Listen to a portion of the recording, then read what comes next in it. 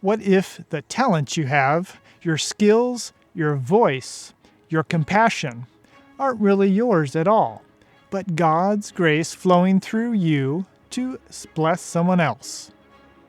1 Peter 4:10 says, "As each one has received a gift, minister it to one another, as good stewards of the manifold grace of God." This verse reminds us that the abilities, the talents, and opportunities we have are not accidental. They are entrusted to us by God. Each skill, each spark of creativity, each act of compassion is part of His manifold grace. Grace isn't only forgiveness, it's also divine power, given to enable us to serve. God's grace is many-sided, like a diamond that shines differently as you turn it. Some people reflect it through music, others through teaching, craftsmanship, or acts of mercy. Whatever your gift, it's meant to be used for others, not hoarded for self. Think of how Jesus lived. Every breath of His life was ministry. He said, "The Son of Man did not come to be served, but to serve." Matthew 20:28. When He washed His disciples' feet, He was showing that greatness in the kingdom of heaven is found in humble service.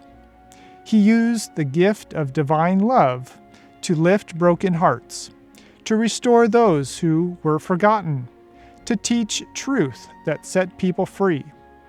When we serve others with our gifts, we are walking in His footsteps. Sometimes people feel their gift is too small to matter, but God can take even the simplest act and multiply it. When the boy offered his 5 loaves and 2 fish, it seemed insignificant compared to the crowd's hunger. Yet in the hands of Jesus, that little gift became enough to feed thousands. Your gift, whether it's encouragement, hospitality, or a steady hand in crisis, can do more than you can imagine when you surrender it to God. A young carpenter once lived in a small village where everyone knew each other's needs. He had skillful hands, but often kept to himself, building fine furniture for those who could afford it. One day, a poor widow came to his shop. Her table was broken and she couldn't pay him, but she asked if he might help her anyway. He hesitated, but had orders waiting, bills to pay. But something in her weary face moved him. He stayed late that night, mending her table with scraps of wood he had lying around. A few days later, her neighbor, who had seen his kindness, came by in order to order some chairs for the local school. "I've been looking for someone who cares about people as much as their craft," said the man. From that moment on, the carpenter's business grew, not because he chased success, but because he shared his gift. Years later, when asked why he always helped those in need, the carpenter smiled and said, "Every time I use my hands to serve, God gives me new strength to build again." Like that carpenter, when we use our gifts to bless others, God multiplies both the impact and ability. What we give in service never leaves us poorer. It makes us richer in grace. Peter calls us stewards of God's grace. A steward doesn't own what he manages. He cares for it responsibly on behalf of the true owner. That means our talents, our time, even our resources belong to God. He gives them to us so that through us, others might experience His love. Every time you use your gift to help someone, you are dispensing grace, passing on divine kindness in human form.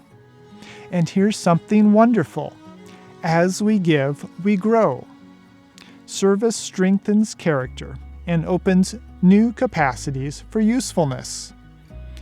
When you pour yourself out for others, God refills you with fresh grace. Give, and it will be given to you. Luke 6:38. Skills sharpen through service. Compassion deepens through practice. The more we bless others, the richer our lives will become. So look around you today. Who can you bless?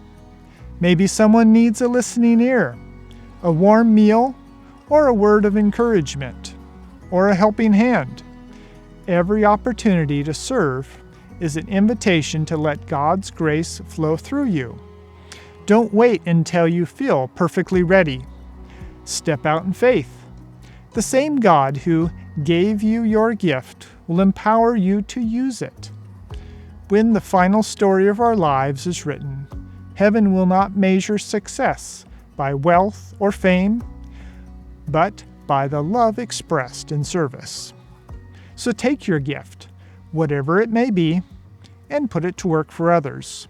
In doing so, you become a living channel of the manifold grace of God. All right, thanks for watching and staying to the end of this video. God bless, and I will see you on the next video. Bye-bye.